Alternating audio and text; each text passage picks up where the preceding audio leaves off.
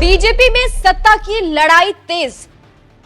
नरेंद्र मोदी ने गडकरी के अधिकार छीने, बीजेपी पर कब्जा करने की लड़ाई तेज। दिल्ली चुनाव के बीच बीजेपी अध्यक्ष चुना जाएगा।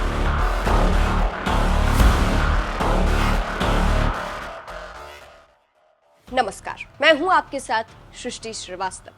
अगर आज की तारीख में देश की 140 करोड़ की जनता से पूछा जाए कि मोदी सरकार में कौन से ऐसे मंत्री हैं जो अच्छा काम कर रहे हैं, तो लगभग 95% जनता ये कहेगी कि नितिन गडकरी। क्योंकि नितिन गडकरी ने जो काम किया है वो जमीन पर दिख रहा है।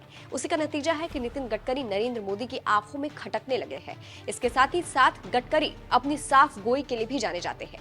बयान देते समय किसी से नहीं डरते हैं और उनका बयान मोदी बीजेपी के लिए असहज हो जाता है, जिससे मोदी सरकार हिल जाती है। अगर मैं उनके पिछले साल के एक बयान से उदाहरण दूं तो आप समझ जाएंगे कि जब 2024 में तीसरी बार मोदी सरकार आई तो पहला बजट वित्त मंत्री ने पेश किया, जिसमें हेल्थ इंश्योरेंस पर 18% जीएसटी लगा दी, जिसकी आलोचना देश के साथ ही साथ विपक्ष ने जोरदार तरीके से विरोध किया।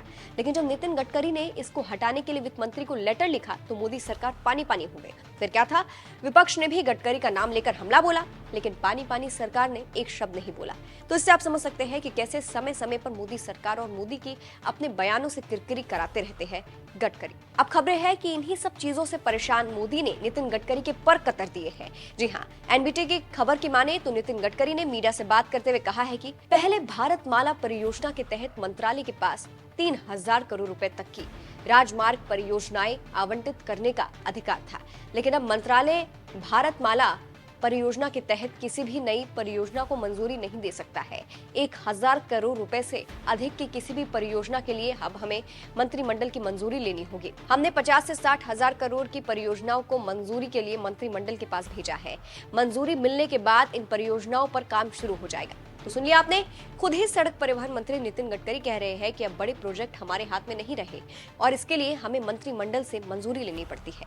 पहले इस तरह के प्रोजेक्ट में देरी नहीं होती थी, लेकिन अब देरी हो रही है। इससे आप समझ सकते हैं कि कैसे मोदी ने गडकरी की बढ़ती लोकप्रियता से डरकर उनके पर कतर दिए हैं। जानकारी देते चले कि 2019 में नितिन गडकरी का एक बयान काफी वायरल हुआ था, जिसमें उन्होंने कहा था कि सपने दिखाने वाले नेता लोगों को अच्छे लगते हैं, पर दिखाए हुए सपने अगर पूरे नहीं किए गए तो जनता उनकी पिटाई भी करती है। इसीलिए सपने वही दिखाओ जो पूरे हो सके। मैं सपने दिखाने वालों में से नहीं हूँ, मैं जो बोलता हूँ वो 100% डंके की चोट पर पूरा होता है। और इस बयान ने बीजेपी और मोदी की मुश्किलें बढ़ा दी थी और कई विपक्षी नेताओं ने इसको लेकर मोदी के मजे लिए थे। तब ओवैसी ने मोदी पर हमला बोलते हुए कहा था कि गडकरी काफी चतुराई से पीएम मोदी को आईना दिखा रहे हैं।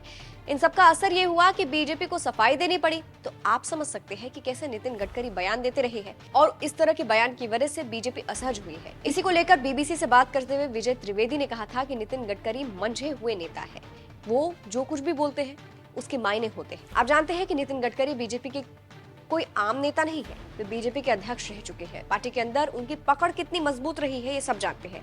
इसका अंदाजा इस बात से लगाया जा सकता है कि बीजेपी ने अपने संविधान को उनको दोबारा अध्यक्ष बनाने के लिए बदला था। तो आप समझ सकते हैं कि क्यों मोदी ने थक हार कर उनका पर कतरा है। अब देखना होगा कि आगे क्या होता है। इस खबर पर आपकी क्या राय है, कमेंट करके जरूर बताइएगा। नमस्कार।